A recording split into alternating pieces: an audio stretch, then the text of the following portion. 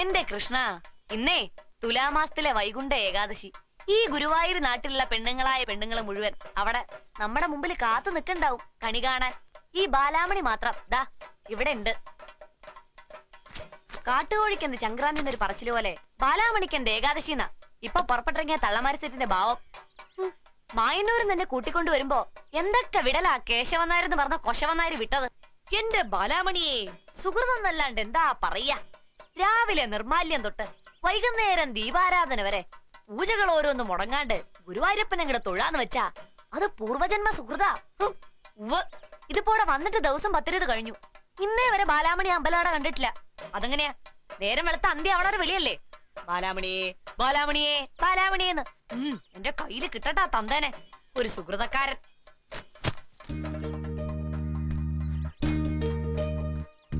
നമ്മള് വലിയ അത്ഭുതങ്ങളൊക്കെ കാണിക്കണ ആളല്ലേ.